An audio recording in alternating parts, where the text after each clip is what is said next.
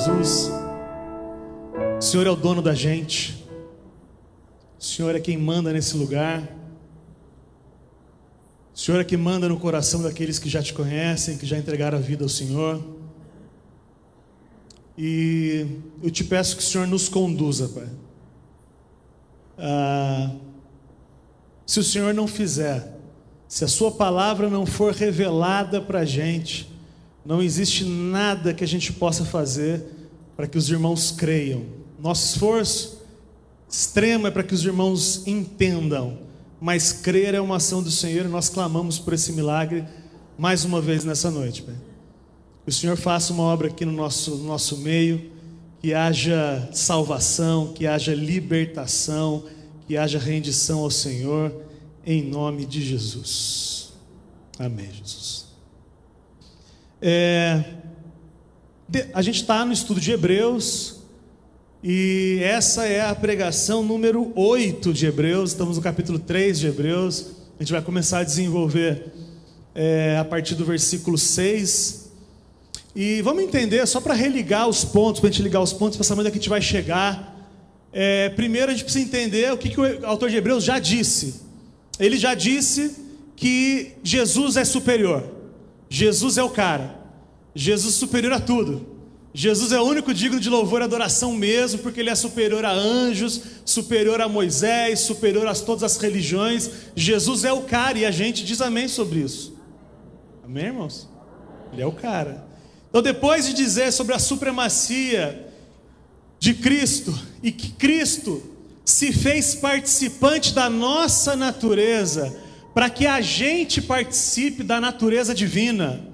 A gente já falou sobre isso, é uma delícia imaginar que a salvação é transformar gente como a gente em gente como Jesus. Isso é uma loucura, cara.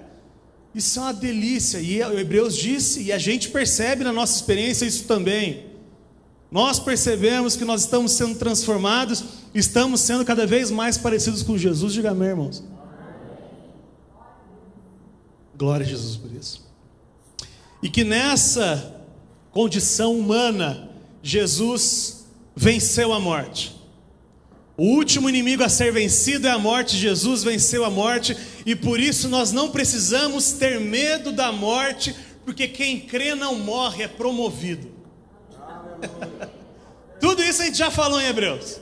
Tudo isso é Hebreus. E a gente está hoje, desde a semana passada, a gente entrou num outro momento no livro de Hebreus. E talvez meu pai pediu para eu explicar, eu vou explicar esse novo momento aqui no nosso logotipo aqui do Evangelho Simples.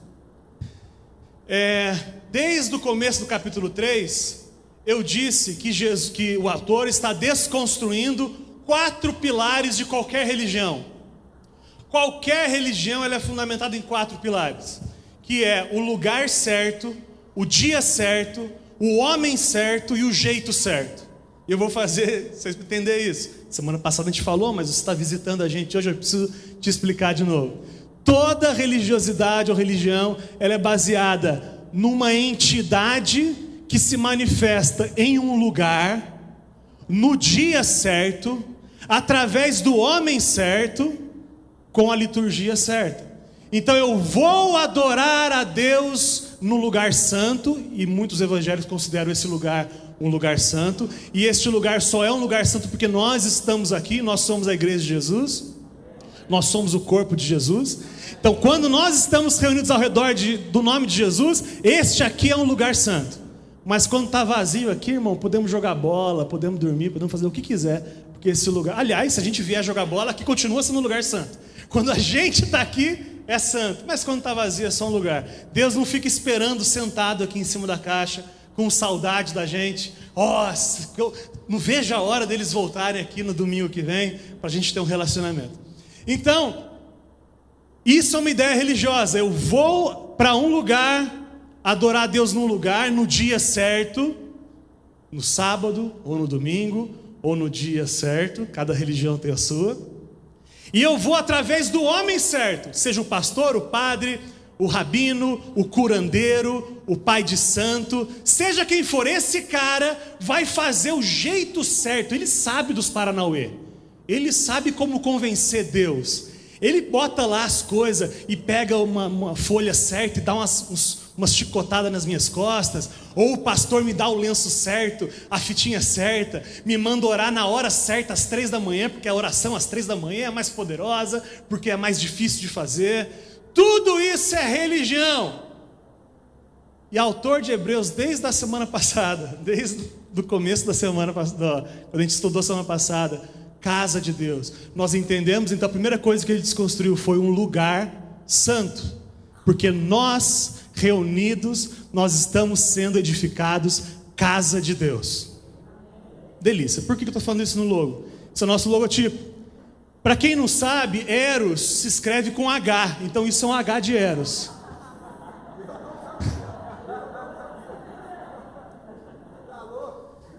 Não é verdade. Embora Eros se escreva com H. Eu vejo todo mundo mandando mensagem, o pastor Eros, E-R-O. Não, é H-E-R-O-S, tá? Fica a dica. Inclusive ele fica magoadíssimo quando erra o nome dele. Esse logotipo aqui, essa aqui é a cruz de Jesus. É a minha cruz, não é de Jesus. Jesus foi no meu lugar. E isso aqui atrás é o véu se rasgando atrás da cruz. Amém? E por que isso é importante nesse contexto que eu estou dizendo? A cruz rasgou o véu. Eu vou explicar para vocês. O templo que simbolizava o lugar santo, simbolizava a presença de Deus, esse templo, lá no miolinho do templo tinha a Arca da Aliança. Lá a Arca da Aliança simbolizava a presença de Deus. O texto diz no Evangelho que quando Jesus morreu na cruz, o véu, aquilo que separava gente comum como nós do lugar santo, lugar santíssimo, que estava a Arca da Aliança, só quem podia entrar lá nesse miolinho que tinha um véu na frente, o sumo sacerdote uma vez por ano entrava lá. Ninguém mais podia entrar. Se alguém entrasse lá, morria. Mas quando Jesus morreu na cruz, o acesso ao Santo dos Santos, a Bíblia diz que o véu foi rasgado. Significa que nós temos hoje, através da cruz de Jesus, o véu foi rasgado e a gente pode entrar no Santo dos Santos. Amém, irmãos? A gente vai dar salve de palmas ao Senhor Jesus.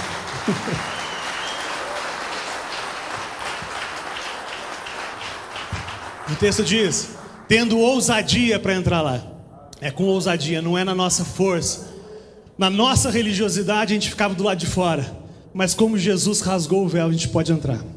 Isso é uma delícia. É isso que a gente está estudando. Gálatas 3, lembrando que os irmãos não precisam abrir, porque o Luiz é muito rápido e abre para a gente na sua frente. Mas se quiser, fica à vontade, mas eu vou acelerar aqui.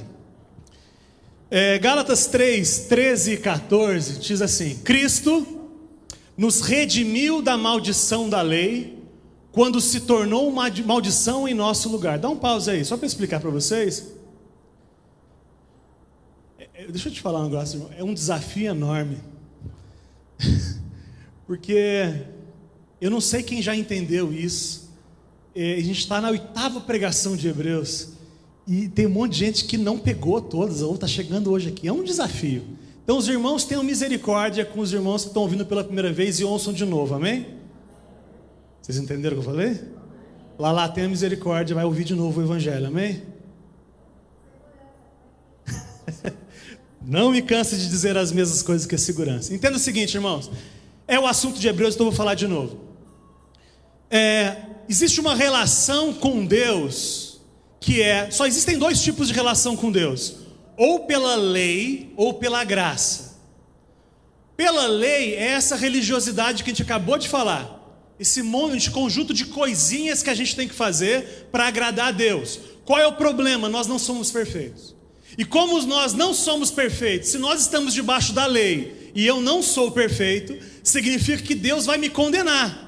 Porque eu não sou perfeito, infrinjo a lei constantemente, a lei de Deus, e por isso vou sofrer a condenação de Deus. Mas a Bíblia diz que quando Jesus morreu na cruz, Ele sofreu a condenação no nosso lugar. Então nós não estamos mais debaixo da lei, agora nós estamos debaixo da graça. Amém, irmãos? Ou seja, não é o assunto de hoje, mas ainda que a gente seja imperfeito, eu não infrinjo, não tem problema na relação com Deus, porque eu já não estou mais debaixo da lei, eu estou debaixo da graça. Nós que estamos debaixo da graça, odiamos amar o pecado às vezes. Diga misericórdia. Você entendeu o que eu falei? Nós odiamos às vezes gostar de pecar, mas o Senhor Jesus tem trabalhado no nosso coração e até isso Ele tem tirado de nós. Até a vontade de pecar está indo embora, amém, irmãos?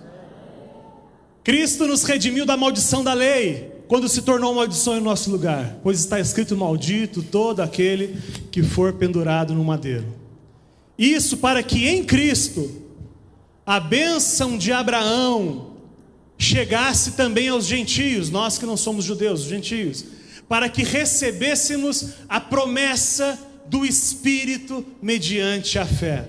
Aquilo que havia sido prometido para Abraão está disponível para nós também. Se nós cremos em Jesus, nós somos descendentes de Abraão, estamos debaixo da promessa de Deus, a promessa que nós receberíamos, e nós recebemos, Ele em nós, o Espírito de Deus habita em nós.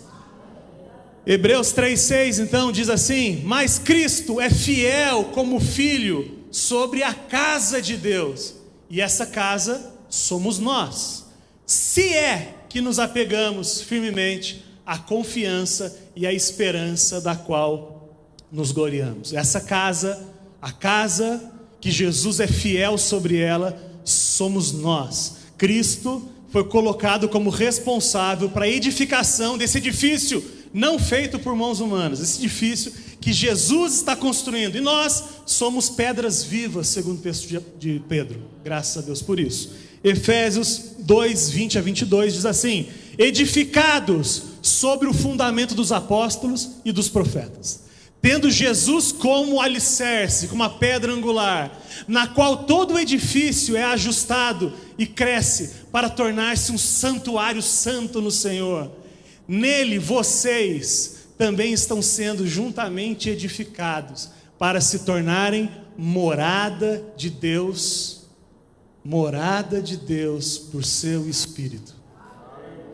Nós somos morada de Deus. E quem mora em nós é o Deus Pai? Não, é o Espírito. E a gente vai entender hoje, que é o assunto de hoje, essa confusão de Pai, Filho e Espírito Santo. Vamos tentar entender pelo menos. Onde Deus vive por seu Espírito.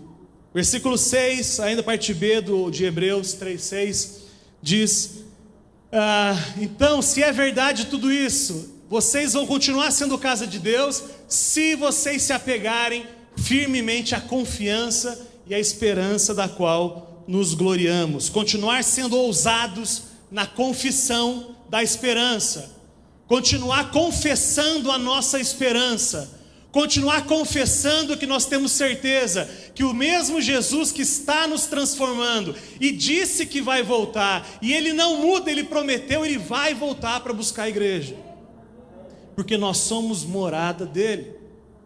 Ele não vai deixar Ele para trás. Se Ele está na gente, a gente sobe junto, porque Ele é o cara, e a gente pega uma aba aí. Amém, irmãos? Versículos 7, 8 e 9 de Hebreus. Assim como diz o Espírito Santo, hoje, se vocês ouvirem a sua voz, não endureçam o coração como na rebelião, durante o tempo de provação no deserto, onde os seus antepassados me tentaram, pondo-me à prova, apesar de durante 40 anos terem visto o que eu fiz. Acabou? 9. Então ele fala assim: irmãos, vocês que são morada do Espírito, vocês que têm Deus habitando dentro, esse Espírito fala com vocês. Se Ele está falando com você, não endureça o seu coração. É interessante que endurecer o coração está ligado a uma revelação anterior. Então Ele nos revela quem Ele é, Ele nos revela qual é a vontade dEle para a gente, Ele nos dá ordens a respeito da nossa vida, Ele nos dá. E a gente tem a opção de resistir ou de se render à voz do Espírito que nós estamos ouvindo, porque nós somos casa de Deus.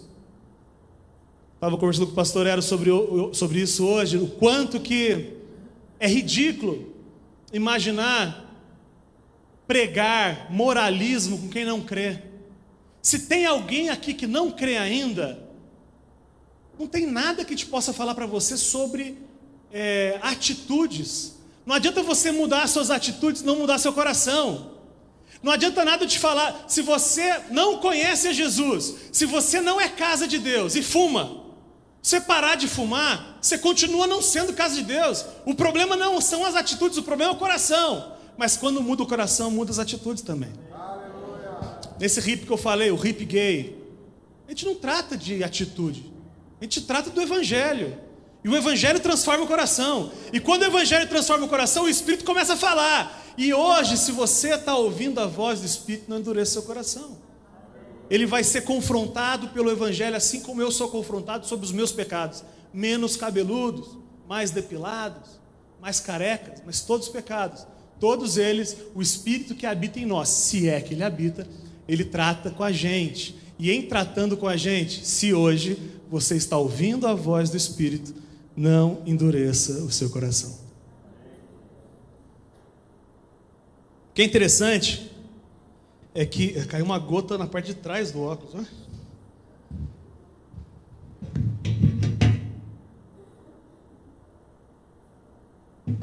Desculpa, irmãos. Se os irmãos quiserem orar para eu curar minha miopia, eu já tiro o óculos. Alguém? Ninguém? Não?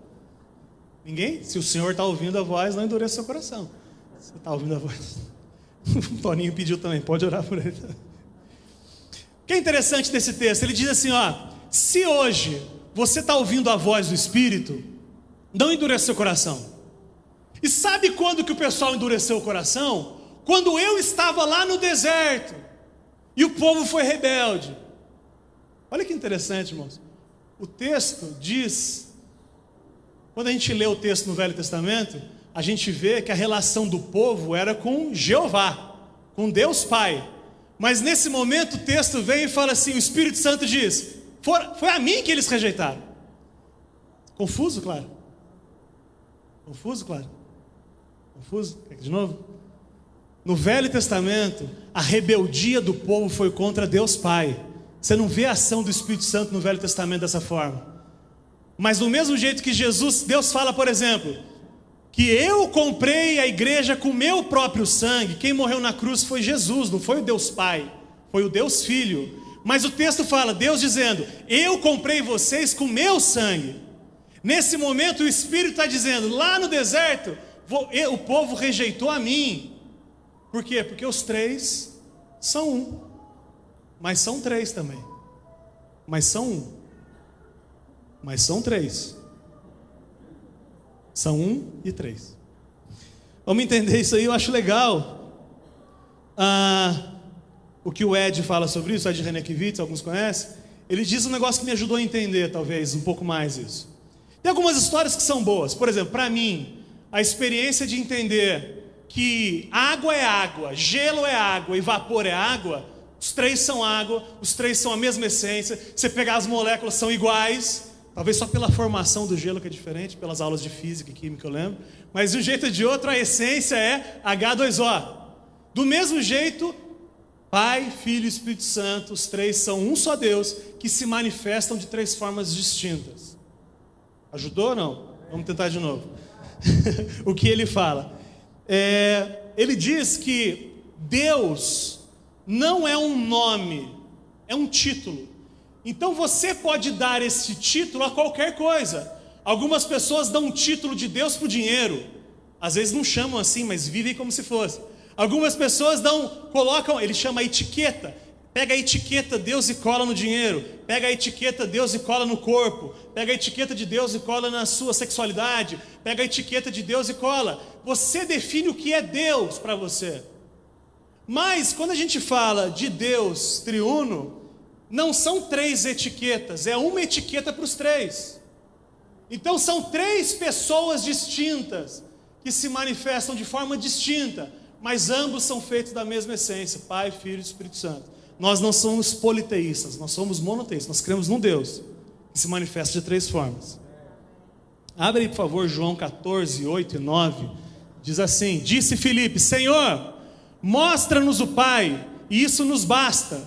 Jesus respondeu: você não me conhece, Filipe? Mesmo depois de eu ter estado com vocês durante tanto tempo, quem me vê, vê o Pai. Como você pode me dizer, mostra-me o Pai? Jesus e o Pai, o Filho e o Pai são um. Mas também em 14, 16 e 18, ele diz assim: e eu pedirei ao Pai, e Ele lhes dará outro conselheiro, outro consolador, para estar com vocês para sempre. Dá um pause aí, duas coisas importantes. O outro consolador, no grego, é um outro igual. Eu vou pedir para Deus para dar um outro como eu, um outro que vai fazer a minha função quando eu não estiver aqui.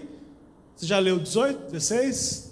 Onde eu estou? 17. O Espírito, quem vai vir no lugar de Jesus? Jesus iria embora e viria quem? O Espírito da verdade. O mundo não pode recebê-lo, porque não o vê nem o conhece, mas vocês o conhecem, pois ele vive em vocês e estará em vocês. Vive com vocês e estará em vocês. E o 18 que eu acho lindo: não os deixarei órfãos, voltarei para vocês. Olha que loucura isso. Órfão é papo de pai. Então Jesus fala, Jesus se coloca na posição de pai: eu não vou deixar vocês órfãos, eu voltarei para vocês, dizendo que o Espírito vai voltar, e na verdade é Ele voltando. Amém, irmãos? Vamos dançar? Dig, não? Semana passada fez tanto sucesso isso. Aí no 22 e o 23, no mesmo capítulo, fala assim: disse então Judas, não Iscariotes: Senhor, mas por que te revelarás a nós e não ao mundo? Respondeu Jesus: se alguém me ama, guardará a minha palavra, meu Pai o amará, nós viremos a Ele e faremos nele morada. Mas quem mora em nós é o Espírito Santo. Mas o Espírito Santo são os três. Não dá para entender essa parada, mas os três são um, irmão, e são três. Amém? É um mistério. E o 14 e 26, para a gente sair de João 14: mas o conselheiro, o Espírito Santo, que o Pai enviará em meu nome, lhes ensinará todas as coisas e lhes fará lembrar tudo o que eu lhes disse.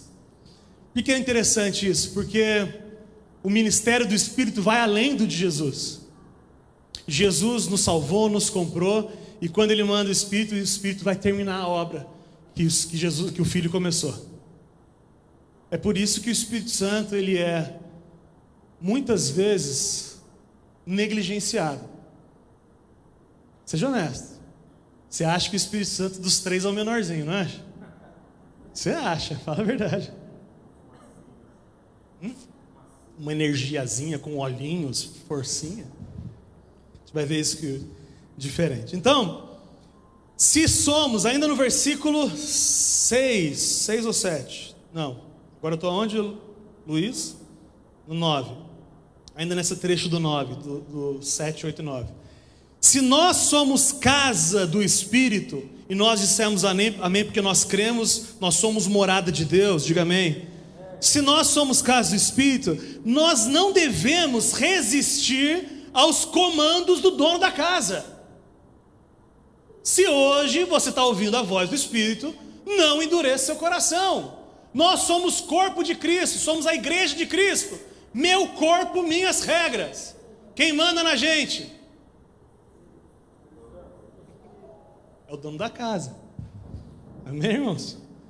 Salmo 95, 6 a 11, ele foi citado agora. A gente acabou de ler em Hebreus o que foi citado lá no Salmo 95. E ele diz assim, olha só: venham, adoremos, prostrados e ajoelhemos diante do Senhor, o nosso Criador.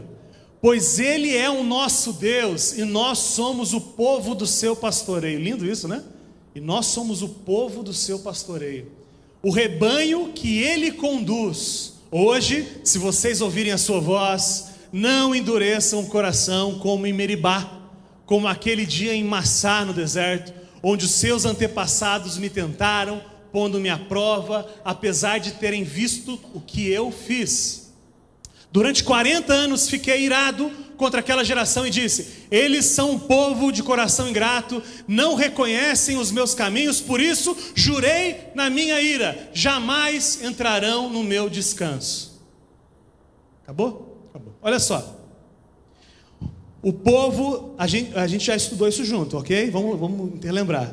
Deus olhou a raça humana caída, não precisava ter feito nada, porque Ele estabeleceu leis e a gente infringiu a lei. Então, se a gente ficasse abandonado, era justo, porque Deus é perfeito, criou a gente deliberadamente rompeu com Deus. Deus olha esse povo e fala assim: esse cara aqui, ó, Abraão, vou fazer uma aliança com esse cara. E esse cara, Deus faz uma aliança com ele. E aí esse cara vira uma família e Deus continua com a aliança com uma família. Essa família vira uma nação e ele continua com a aliança com uma nação, o povo judeu. E aí esse povo agora é escravo no Egito. E quem está assistindo novela, diga amém. Quase, hein? Quase. Esse povo escravo no Egito. Que miséria. Fiquei assustador. Os caras pegaram um texto bíblico.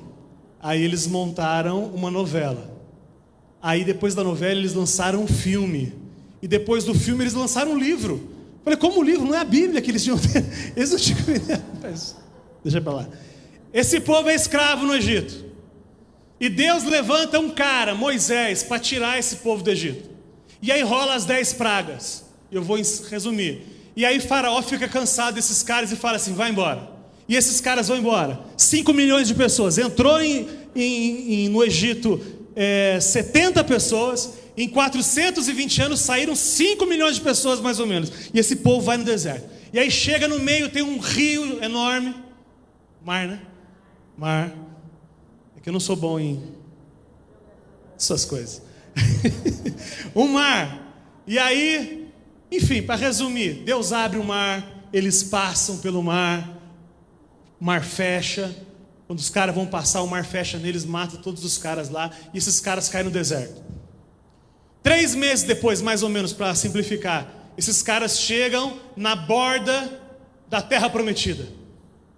Eles chegam depois de 3 meses que saíram do Egito. Eles chegam para entrar na terra prometida e receber a promessa, que era entrar no descanso. A terra prometida simboliza Jesus. Depois a gente vai falar sobre isso daqui umas 18 pregações. Mas agora, eles iam entrar no descanso mesmo, a terra prometida, a terra que mana leite e mel. E aí eles mandam espias, e os espias ficam com medo, e eles falam: não vamos entrar não. Deus mandou entrar, mas nós não vamos entrar. Deus mandou entrar, mas tem gigante, você é louco. E aí Deus fala assim: perdeu, playboy. Já era. Vocês não entram mais. Vocês vão ficar rodando em círculo no deserto. E esse povo fica durante 40 anos andando em círculo. Para quê? Para que todo mundo que foi incrédulo morresse no deserto. Quem vai entrar na terra prometida, quem vai entrar no descanso, é só aqueles que não participaram da incredulidade daquele momento. Por que eu estou dizendo isso? Porque o que nos impede de entrar no nosso descanso, é o assunto de hoje, é a nossa incredulidade. E incredulidade a gente vai perceber daqui a pouquinho, que é desobediência. Ser desobediente é ser incrédulo.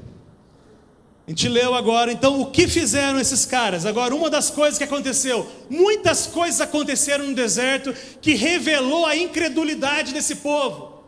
Muitas coisas aconteceram no deserto e revelou para a gente, está na Bíblia, dizendo que esse povo era um povo incrédulo, fez várias incredulidades. Uma delas está lá em Êxodo 17, de 1 a 7. Vou ler rapidinho. Toda a comunidade de Israel partiu do deserto de Sim, andando de um lugar para o outro, conforme a ordem do Senhor. Acamparam em Refidim, mas lá não havia água para beber.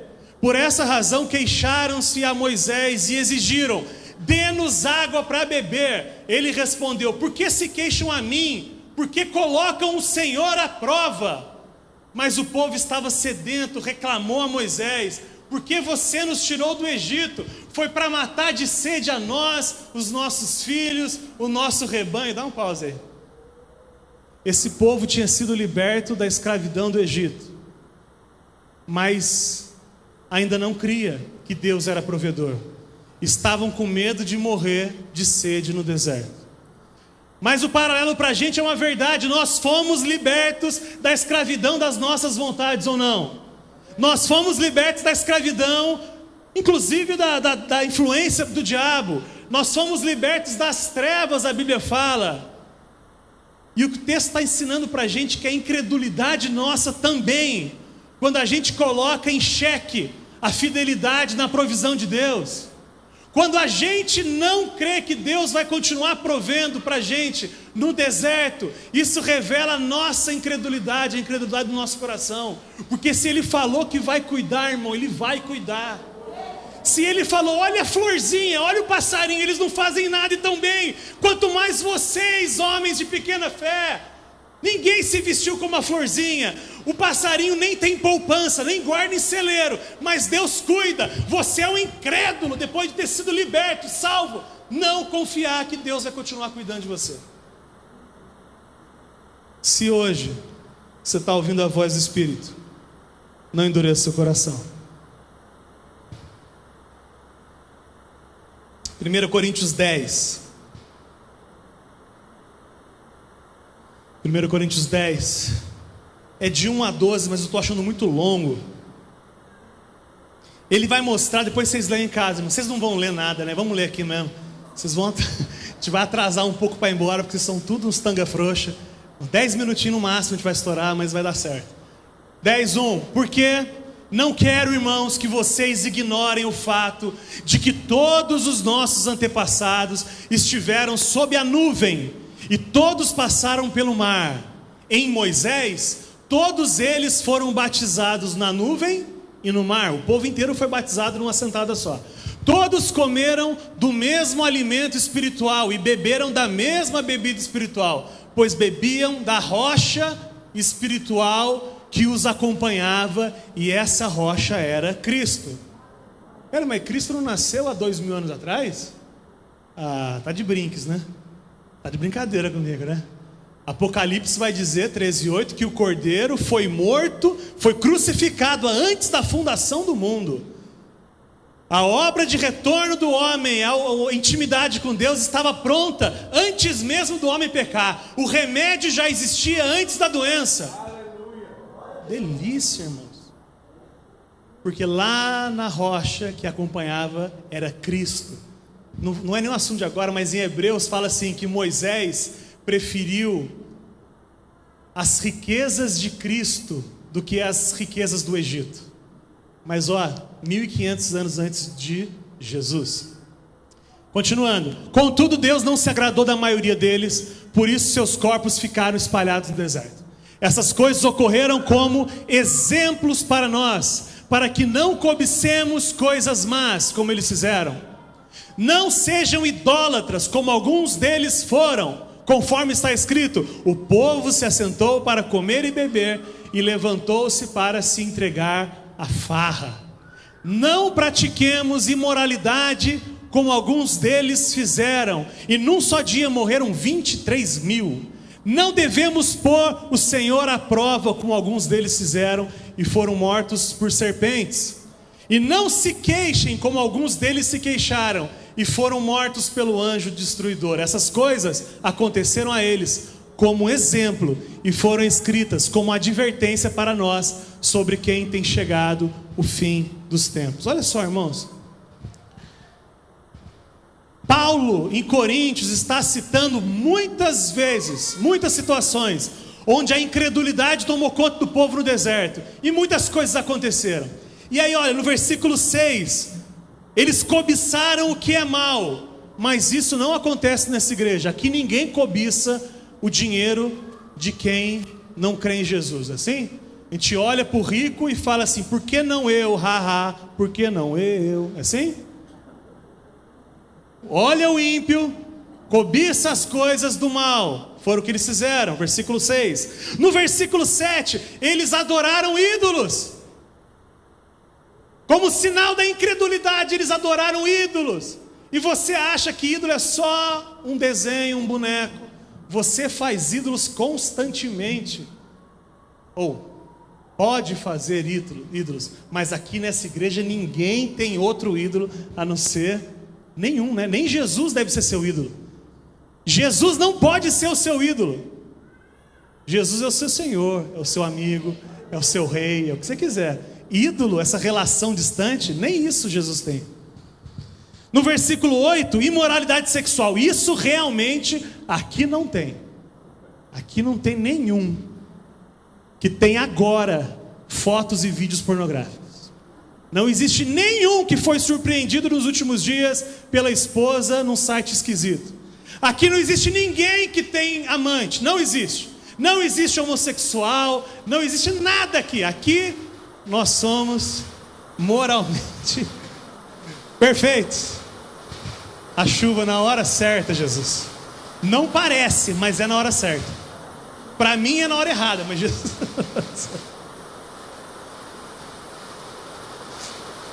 Versículo 9. Duvidaram da provisão de Deus. Versículo 10. Se queixaram. Ô Sérgio, você consegue me ouvir aí, Sérgio? Consigo, se eu falar aqui todo mundo me entende? Vocês prestam um pouco mais atenção, por favor, a gente vai terminar na chuva mesmo.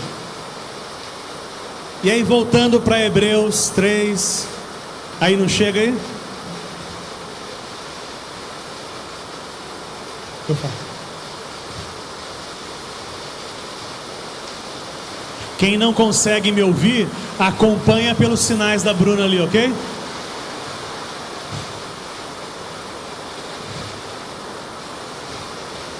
Versículo 10.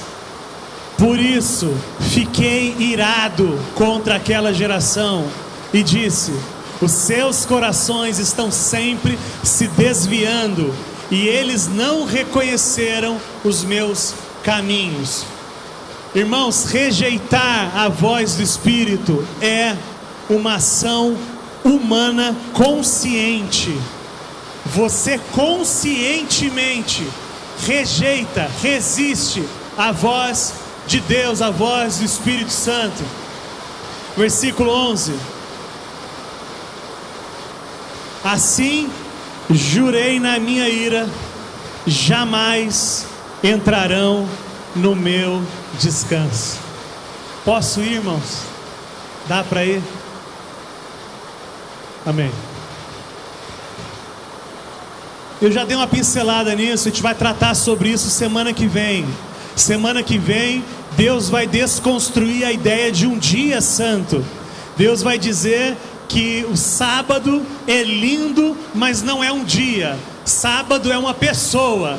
Sábado é um lugar de descanso, que é Jesus. Semana que vem. Então eu não vou explorar tanto isso agora.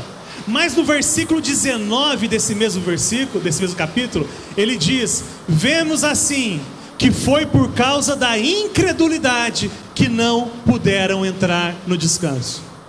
A incredulidade não permitiu que esses amados, esse povo entrou no descanso. Versículo 12, ele entra agora num alerta. Vamos para o 12, Luizão. Cuidado, irmãos, para que nenhum de vocês aí da igreja, da comunidade do Evangelho Simples, cuidado para que nenhum de vocês tenha um coração perverso e incrédulo, que se afaste do Deus vivo. Irmãos, nós somos tentados constantemente a incredulidade. A incredulidade é algo que nos tenta a deixar de crer e confiar em Deus, e começamos a edificar na nossa vida essa lista de Coríntios que a gente acabou de ler. A gente começa a cobiçar o que é mal, a gente começa a fazer ídolos pra gente, começa na imoralidade sexual, começa a duvidar da provisão de Deus, começa a se queixar daquilo que Deus nos deu. Senhor Jesus nos deu um coração grato, para que a gente não precise de nada além do que nós já temos, amém, irmãos? Esse é o lugar que Deus está nos conduzindo, o lugar de gratidão, o lugar de sossego, parar de cobiçar o dos outros. Santo Agostinho, mas aqui não pega bem eu falar Santo Agostinho, então eu vou falar Agostinho de Hipona, o irmão Agostinho de Hipona, lá 300 depois de Cristo. Ele dizia assim, que a incredulidade é a mãe de todos os pecados. Então o problema não são os pecados, mas é a incredulidade. Os pecados tendem a nos levar a um coração endurecido. E quando eu endureço o meu coração, eu paro de crer na suficiência de Jesus. Eu não estou dizendo que você pode pecar. O problema do pecado foi resolvido na cruz. Mas se eu insistir pecando,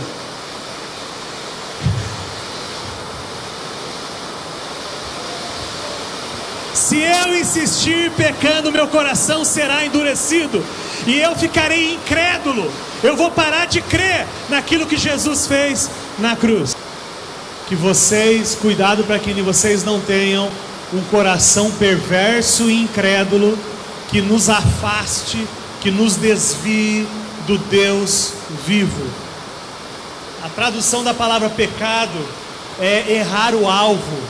Então toda vez que a gente não faz aquilo que Jesus estabeleceu para a gente fazer e ser, nós estamos nos desviando do projeto de Deus.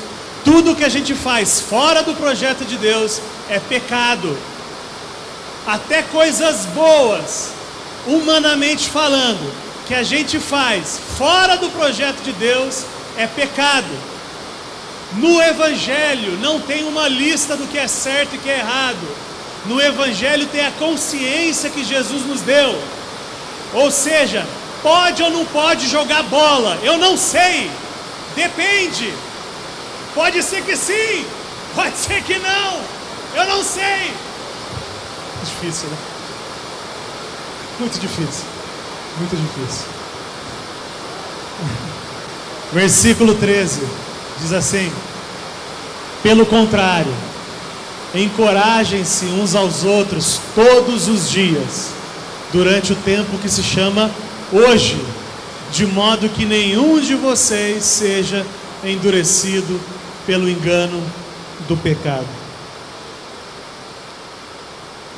Eu ia parar já, porque... Como resolver isso então, irmãos?